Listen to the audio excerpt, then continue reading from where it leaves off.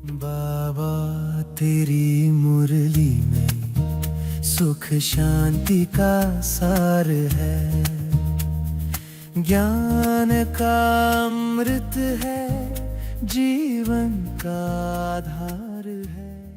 ओम शांति।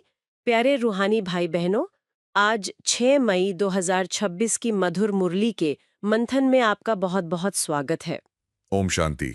आज बाबा ने हमारी रूह की प्यास बुझाई है। आज का ये जो मंथन है ना, ये असल में रूहानी सौदे की गहराई में ले जाने वाला है। एक ऐसा जमा खाता जो मतलब 21 जन्मों के लिए सुरक्षित हो जाता है। पर शर्त भी तो है ना, सूक्ष्म देह अभिमान भी अगर है तो सौदा रद्द। बिल्कुल, अगर उस समर्पण में जरा सी भी अशुद्धि है तो सौदा पूरी तरह रद्द। आज की मुरली का सार ही यही है। ये सिर्फ एक लाइन नहीं, ये शिव बाबा का परम सत्य है। मीठे बच्चे, जब तुम संपूर्ण पावन बनोगे तभी बाप तुम्हारी बलिहारी स्वीकार करेंगे।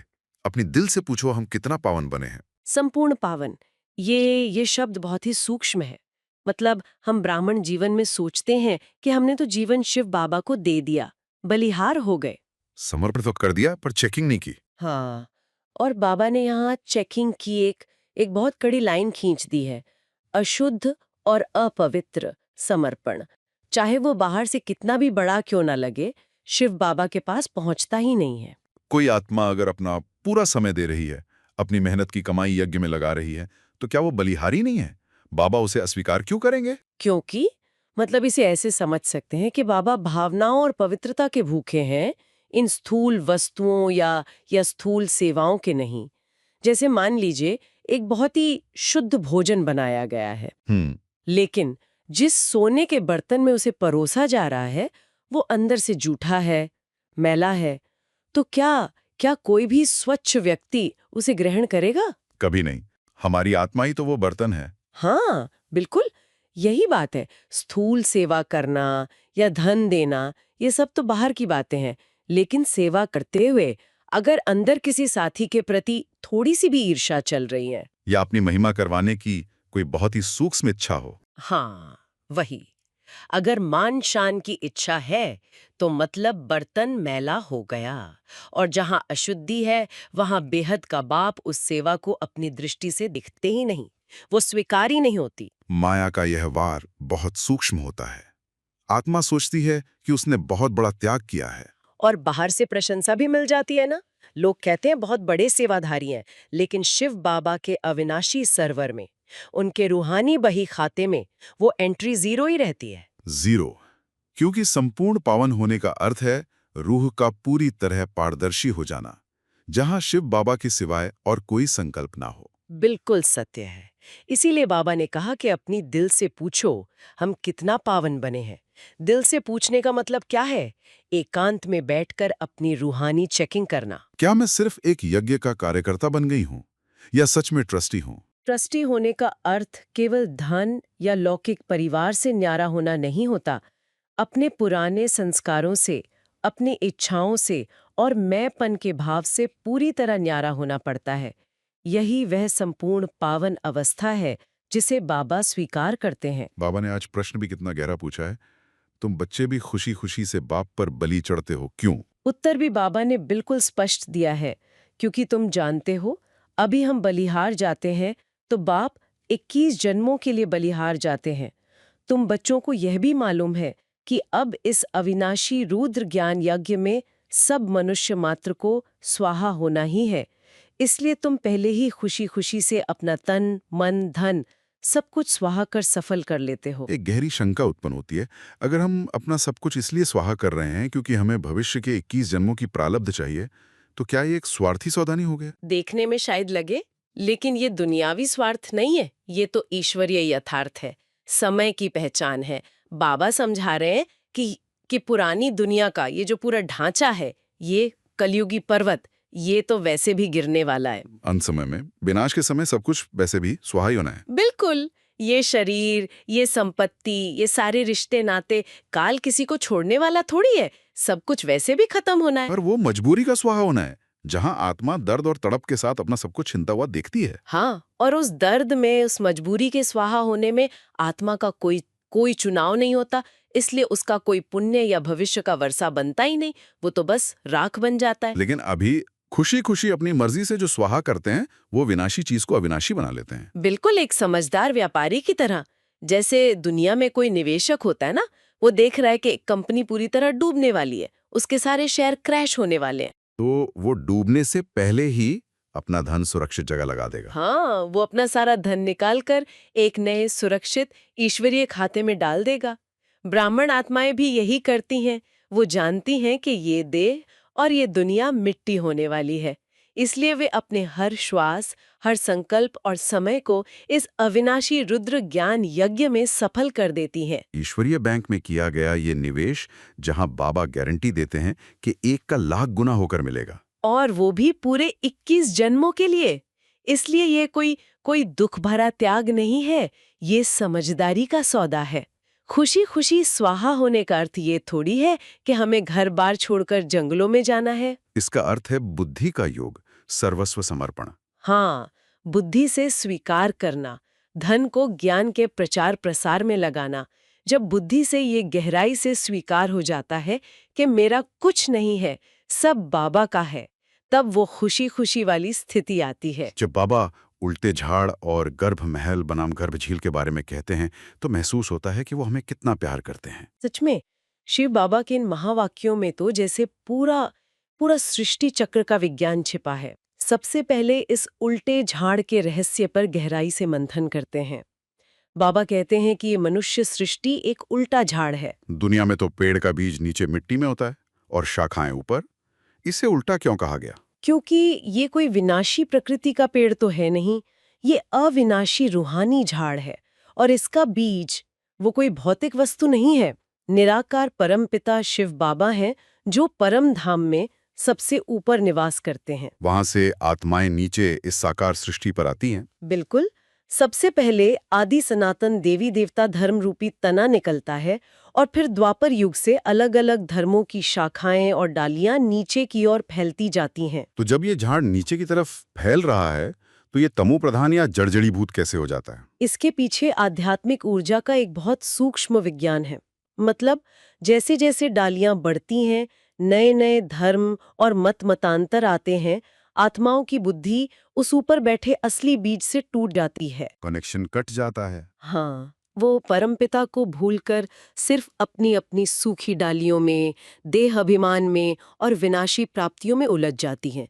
जब जड़ों और शाखाओं का कनेक्शन बीज से कट गया तो शक्ति का प्रवाह तो रुक ही जाएगा ना। ऊर्जा के बिना पूरा झाड़ जड़जड़ीभूत और खोखला हो जाता है। और यही आज के संसार की सच्चाई है।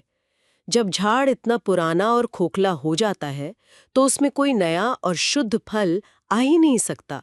इसीलिए बाबा कहते हैं कि इस पतित दुनिया में किए गए किसी भी कर्म या दान का सच्चा फल मिलता ही नहीं है। दुनिया वालों के लिए तो दान ही सबसे बड़ा पुण्य है। फिर बाबा ऐसा क्यों कहते हैं कि भक्ति मार्ग के दान से आत्मा नीचे ही गिरती है? क्योंकि बाबा कर्मों की सूक्ष्म गति देखते हैं ना। दुनिया सिर्फ स्थूल कर्म देखती है। भक्ति मार्ग में या कलयुग में जो दान दिया जाता है, देने वाला भी पतित और विकारी है। और जिसे दिया जा रहा है वो भी पतित है। बिल्कुल। मतलब जिस धन को कमाते समय बेईमानी हुई, क्रोध किया गया या किसी को दुख दिया गया, वो धन तो अपनी ऊर्जा में अशुद्ध हो गया ना। एकदम सत्य बात है। और उस अशुद्ध धन से किया गया दान आत्मा को ऊपर कैसे उठा सकता है? ये तो मतलब कीचड़ से सने हाथों से किसी को साफ करने जैसी बात हो गई। द्वापर युग से लेकर आज तक अथाह दान पुण्य हुआ, बड़े बड़े आश्रम बने, लेकिन दुख और अशांति बढ़ती ही गई। क्योंकि दोनों तरफ अशुद्धि है ना। सच्चा और अविनाशी दान तो केवल बाबा के इस ज्ञान यज्ञ में ही है। यहाँ हम अपना विनाशी धन उस परम पावन बीज को देते हैं, जो उसे शुद्ध करके भविष्य के लिए अविनाशी प्रालब्ध बना देता है। कर्मों की इस सूक्ष्म गति को समझे बिना आत्मा अनजाने में पाप का बोझ ही बढ़ाती जाती है, जिसे बाबा गर्भ जेल की भयानक सजा कहते हैं। हाँ, ये गर्भ महल और गर्भ जेल का अंतर, ये बाबा के ज्ञान का बहुत गहरा और चेतावनी भरा हिस्सा है। पावन बनने की इस यात्रा में ये समझना बहुत जरूरी है। सतयुग में आत्माएं गर्भ महल में निवास करती हैं और कलयुग में वही गर्भ एक घुटन भरी जेल बन जाता है। जी, सतयुग में उसे महल क्यों कहा जाता है? क्योंकि सतयुग में रावण राज्य है ही नहीं। 5 विकारों का तो कोई नामो निशान नहीं होता वहां। वहां आत्मा ने कोई पाप कर्म भी तो नहीं किया होता, जिसकी सजा उसे गर्भ में भुगतनी पड़े। बिल्कुल, वहां का जन्म योग बल से होता है। वो एक बहुत ही प्राकृतिक और सुखद प्रक्रिया है। प्रकृति भी वहां संपूर्ण सतो प्रधान होती है, इसलिए आत्मा को कोई दुख या पीड़ा नहीं होती। वो पूर्ण शांति में विश्राम करती है, जैसे सच में किसी महल में हो। लेकिन कलयुग की तमो प्रधान दुनिया में हर आत्मा विकारों के वशीभूत होकर पाप कर्म करती है। और यही सीधा हमारे विकर्मों का परिणाम है। कलयुग में जब आत्मा नया जन्म लेने के लिए माता के गर्भ में प्रवेश करती है, तो उसे अपने ही पुराने पापों का बोझ और सजा भोगनी पड़ती है। गर्भ के उस अति संकुचित स्थान में आत्मा को त्राही त्राही महसूस होती है। उसे अपने पिछले जन्मों के विकर्म एक फिल्म की तरह दिखाई देते हैं। हाँ, उस घुटन में, उस सजा में रूह पुकारती है कि मुझे इस जेल से बाहर निकालो, मैं फिर कभी पाप नहीं करूंगी। ये तड़प आत्मा को अंदर तक झकझोर देती है। लेकिन जैसे ही जन्म होता है, बाहर आते ही माया का आवरण इतना कड़ा होता है कि आत्मा अपना वो वादा पूरी तरह भूल जाती है। वो फिर से उन्हीं विकारों के जाल में फंस जाती है। इसी अनंत चक्र को तोड़ने के लिए शिव बाबा को आना पड़ता है। वही हमारे सच्चे मुक्तिदाता हैं, जो हमें रावण की इस अदृश्य जेल से, इन 5 विकारों की जंजीरों से छुड़ाते हैं, लिबरेटर बनकर। लेकिन ये आजादी मिलती कैसे है? ये आजादी मिलती है कर्म, अकर्म और वेकर्म का गहरा विज्ञान समझने से। सतयुग में हमारे कर्म अकर्म होते हैं, क्योंकि वहां विकारों की सत्ता नहीं होती। कोई पाप नहीं बनता। लेकिन कलयुग में हर कर्म विकर्म बन जाता है, क्योंकि हर कर्म के पीछे कोई स्वार्थ या विकार छिपा है। बिल्कुल। अगर इसे आज के जीवन से जोड़े ना, तो दफ्तर में या घर परिवार के रिश्तों में हर पल एक नया विकर्म बनने का खतरा रहता है। जैसे कार्यक्षेत्र में कोई साथी गलत व्यवहार कर दे, हाँ, तो दुनियावी नजरिए से क्या होगा? क्रोध में आकर उसे जवाब दे देंगे या मन में ईर्ष्या रख लेंगे। लेकिन बाबा का ज्ञान हमें यही तो रोकता है। अगर देह अभिमान में आकर उस क्षण कोई कड़वा शब्द बोल दिया, तो तुरंत एक नया विकर्म बन गया। और यही विकर्म हमें फिर से उस गर्भ जेल की तरफ ले जाता है। तो इस माया जाल से बचने की विधि क्या है? विधि बस एक ही है, अपने हर संकल्प के प्रति अत्यधिक जागरूक रहना और निरंतर शिव बाबा की याद में रहना। बाबा कहते हैं ना कि सिर्फ मुझे याद करो तो तुम्हारे पाप भस्म हो जाएंगे। जब सामने वाले को भी एक चमकती हुई आत्मा के रूप में देखें और स्वयं भी आत्मिक स्थिति में टिके, तो कोई विकर्म नहीं बनता। एकदम सत्य। और ये बात दुनिया का कोई मनुष्य, गुरु या कोई बड़ा महात्मा नहीं सिखा सकता। वो हमें इन 5 विकारों की जेल से मुक्त नहीं कर सकते, कभी नहीं कर सकते, क्योंकि वो खुद भी देहाभिमान की उसी जेल के कैदी हैं। केवल एक निराकार शिव बाबा ही हैं जो इस जन्म मरण के चक्र से पूरी तरह पार हैं। इसीलिए संपूर्ण पावन बनने का यह लक्ष्य इतना महत्वपूर्ण है। हाँ, हमारा लक्ष्य केवल दुनिया की नजरों में अच्छा इंसान बनना नहीं है, हमें संपूर्ण पावन बनना है, ताकि हम गर्भ जेल की सजा से हमेशा के लिए बचकर सीधे सतयुग के गर्भ महल के अधिकारी बन सकें। यह ज्ञान हमारे एक एक संकल्प को शुद्ध करने की परम औषधि है। मीठे मीठे सिकीलधे बच्चों प्रति माता पिता बाप दादा का याद प्यार और गुड मॉर्निंग। रूहानी बाप की रूहानी बच्चों का नमस्ते। हमारा मिशन बाबा की श्रीमत को सिर्फ सुनना नहीं है, बल्कि रियल लाइफ में इसे एक प्रैक्टिकल टूल की तरह इस्तेमाल करना है। एकदम सही लक्ष्य है, क्योंकि अध्यात्म की असली परीक्षा यही है ना कि ज्ञान हमारे व्यवहार में कितनी जल्दी बदलता है। बाबा ने आज हमें बहुत गहरी विधि सिखाई है। तो आज की धारणा के मुख्य सार में क्या खास है? अगर हम इससे ध्यान से देखें तो बाबा ने 2 बहुत स्पष्ट दिशा निर्देश दिए हैं। पहला तो ये कि कर्म, अकर्म और विकर्म की गति को जानकर अब कोई विकर्म नहीं करना है। कर्म क्षेत्र पर कर्म करते हुए विकारों का त्याग करना है। अच्छा, और दूसरा बिंदु? दूसरा है कि ऐसा पावन बनना है जो हमारी बलिहारी बाप स्वीकार कर ले, मतलब तन मन और धन सब इस यज्ञ में स्वाहा करना है। सच कहूं तो ये कर्म अकर्म विकर्म वाले शब्द ना सुनने में बड़े भारी लगते हैं। मतलब जब हम मंडे सुबह ऑफिस पहुंचते हैं तो ये सारा दर्शन शास्त्र कहीं पीछे छूट जाता है।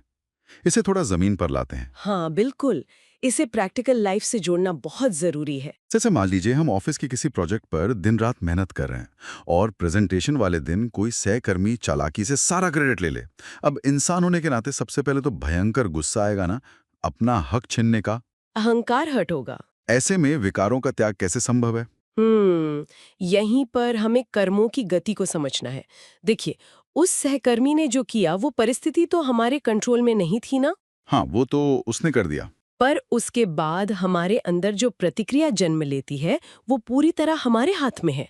अगर हम गुस्से में कोई ईमेल लिख दें या सबके सामने बहस करने लगें तो वो साधारण कर्म विकर्म यानी पाप कर्म बन जाता है। मतलब सिर्फ किसी का बुरा करना ही विकर्म नहीं है? नहीं, ऐसा कोई भी कर्म जो हमारे अपने मन पर भारी बोझ डाल दे या नेगेटिव ऊर्जा पैदा करे वो विकर्म है। हम शायद उस सहकर्मी से बहस जीत जाएं, लेकिन घर जाते समय हम अंदर से एकदम थके हुए और कड़वाहट से भरे होंगे। तो क्या इसका मतलब ये है कि हम चुपचाप अन्याय सह लें? क्योंकि अगर हम कुछ नहीं बोलेंगे तो लोग तो हमें कमजोर समझ लेंगे। फिर तो अकर्म का मतलब कुछ ना करना हो गया। अरे नहीं, अकर्म का मतलब निष्क्रिय होना या अन्याय सहना बिल्कुल नहीं है। अकर्म का मतलब है ऐसा कर्म करना जिसका कोई नया कार्मिक बोझ ना बने। थोड़ा और आसान तरीके से समझाएंगी? मतलब हम स्थिति का सामना जरूर करेंगे, हम अपने काम का क्रेडिट मांगेंगे, बॉस के सामने सही फैक्ट्स रखेंगे, लेकिन हमारी अंदर की स्थिति गुस्से की नहीं होगी, आत्मसम्मान की होगी।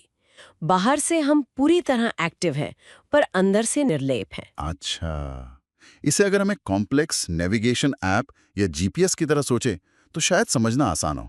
जीपीएस वो कैसे? जैसे जब हम गाड़ी चलाते हुए कोई गलत टर्न ले लेते हैं ना, तो हमारा जीपीएस हम पर चिल्लाता थोड़ी है। वो हताश होकर ये नहीं कहता कि अरे तुमने फिर गलती कर दी।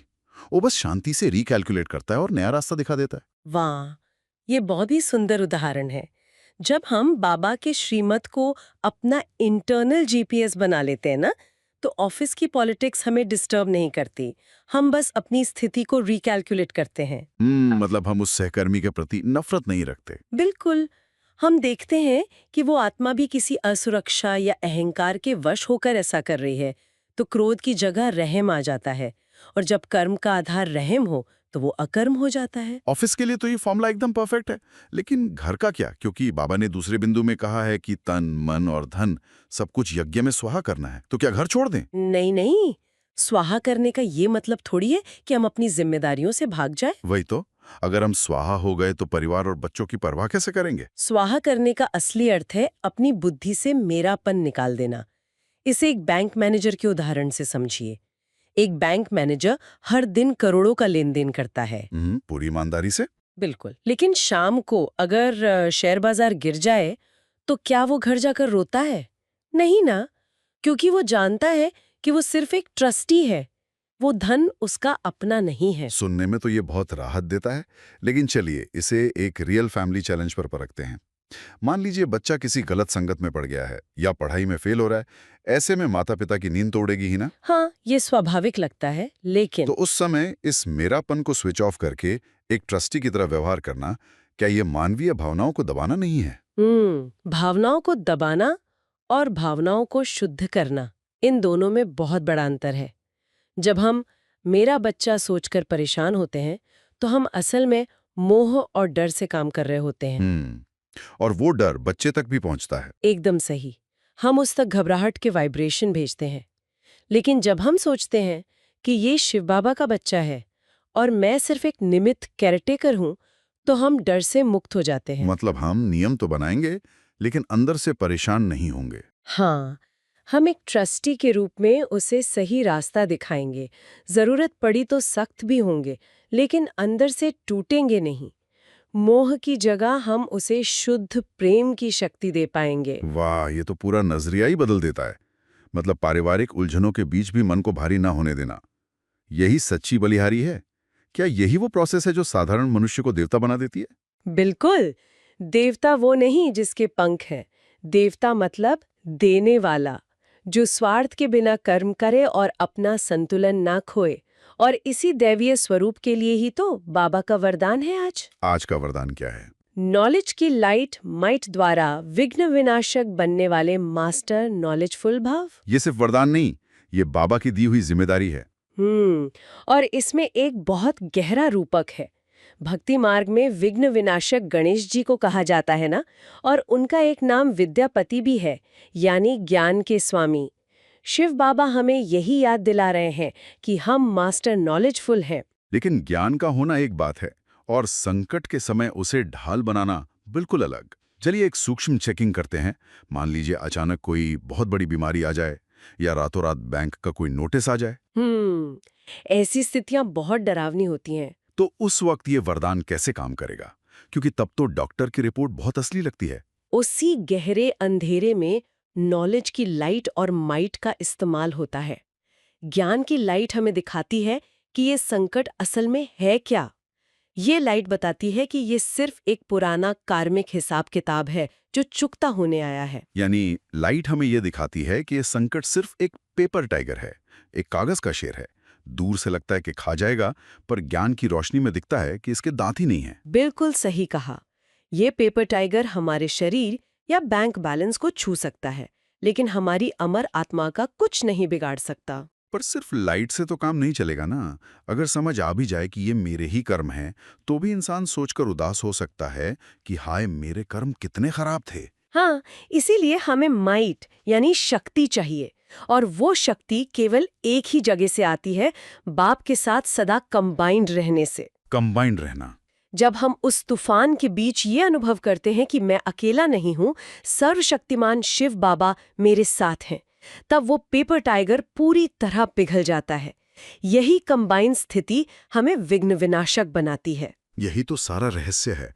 लेकिन इस स्थिति तक पहुंचने के लिए अंदर की रुकावटें हटाना भी जरूरी है, और इसी ओर बाबा ने आज के स्लोगन में इशारा किया है। हाँ, बाबा कहते हैं, अंदर बाहर जो भी बुराइयां हैं उन्हें संपूर्ण विल कर दो, तो विल पावर आ जाएगी। ये शब्दों का बड़ा ही सुंदर खेल है। बिल्कुल, यहाँ विल शब्द दो मायनों में इस्तेमाल हुआ है। एक विल मतलब वसीयत करना या त्यागना, और दूसरा है हमारी इच्छा शक्ति यानी विल पावर। बाबा कह रहे हैं कि पुरानी कमजोरियों को सौंप दो। इसे हम मोबाइल फोन के रैम के उदाहरण से समझ सकते हैं। जब फोन के बैकग्राउंड में 20 ऐप चल रहे हों तो फोन हैंग होने लगता है ना, नया काम होता ही नहीं। हाँ, मेमोरी फुल हो जाती है। वैसे ही जब हम किसी पुरानी कड़वाहट या भविष्य के डर को पकड़कर रखते हैं तो वो हमारी एनर्जी चूसता रहता है। जब हम इन बुराइयों को विल कर देते हैं, छोड़ देते हैं, तो हम उन बैकग्राउंड ऐप्स को फोर्स स्टॉप कर देते हैं, और जो नई एनर्जी मिलती है वही हमारी विल पावर है। और इसी विल पावर से हम अव्यक्त इशारे को अमल में ला सकते हैं। बाबा ने कहा है कि अब खेल करने का समय समाप्त हुआ। अभी अनुभवी बन औरों को भी अचल अडोल बनाने का समय है। ये एक बड़ी चेतावनी भी है। अगर हम खुद छोटी बातों में घबराते हैं तो दूसरों को क्या सहारा देंगे? हमारी निर्बलता दूसरों को भी निर्बल बना देगी। इसीलिए तो बाबा ने कहा है कि एकांत प्रिय बनो और एकाग्रता का अभ्यास बढ़ाओ। पर आज के युग में जहां हर सेकंड फोन बजता है, बच्चों का शोर है, ऐसे में कोई एकांत प्रिय कैसे बने? आध्यात्मिक एकांत का मतलब किसी गुफा में जाना नहीं है। ये एक आंतरिक फ्रीक्वेंसी है। आप मुंबई के लोकल ट्रेन में हो सकते हैं, पर आपका मन एक में यानी शिव बाबा में एकाग्र हो सकता है। दिन भर में बस 1 मिनट का वो डिटैचमेंट हमें असीम शक्ति दे देता है। तो आज बाबा ने हमें खुशी खुशी से बाप पर बलिहार जाने की स्मृति दिलाई, और अंत में नॉलेज की लाइट माइट से विघ्न विनाशक बनने का वरदान देकर शक्तिशाली बनाया। आइए अब इसी एकांत का कुछ पल अभ्यास करते हैं। बिल्कुल। अपने शरीर मुंह बिल्कुल हल्का छोड़ दें, बाहरी दुनिया के सभी विचारों को एक तरफ रख दें, और अपना सारा ध्यान केवल शिव बाबा की पवित्र किरणों पर केंद्रित करें। मैं एक शांत, चमकती हुई आत्मा हूं। मैं मस्तक के सिंहासन पर विराजमान एक दिव्य चैतन्य सितारा हूं। मेरा ध्यान इस भौतिक दुनिया से हटकर ऊपर परमधाम की लाल सुनहरी दुनिया की ओर जा रहा है। वहां सर्वशक्तिमान शिव बाबा, ज्ञान के सागर, चमक रहे हैं। बाबा से निकलती हुई शक्तिशाली किरणें, नॉलेज की लाइट और माइट सीधे मुझ आत्मा पर पड़ रही हैं। बाबा की किरणें मेरे अंदर के हर अंधेरे को, हर भ्रम को, हर डर को पूरी तरह मिटा रही हैं। मैं अनुभव कर रहा हूं कि मैं अकेला नहीं हूं, मैं बाबा के साथ पूरी तरह से कंबाइंड हूं। ये लाइट और माइट मुझे हर विघ्न, हर पेपर टाइगर से पार ले जाने की असीम शक्ति दे रही है। मुझसे ये दिव्य किरणें निकलकर पूरे विश्व में फैल रही हैं और हर निर्बल आत्मा को समर्थ बना रही हैं। मैं मास्टर नॉलेजफुल, विघ्न विनाशक आत्मा हूं। आइए बाबा के सामने संकल्प लें। मैं मास्टर नॉलेजफुल आत्मा हूं। मैं अपनी लाइट माइट से हर विघ्न का विनाश कर दूंगा। कमेंट में लिखें विघ्न विनाशक। ओम शांति। ओम शांति। बाबा तेरी मुरली में सुख शांति का सार है, ज्ञान का अमृत है, जीवन का आधार है।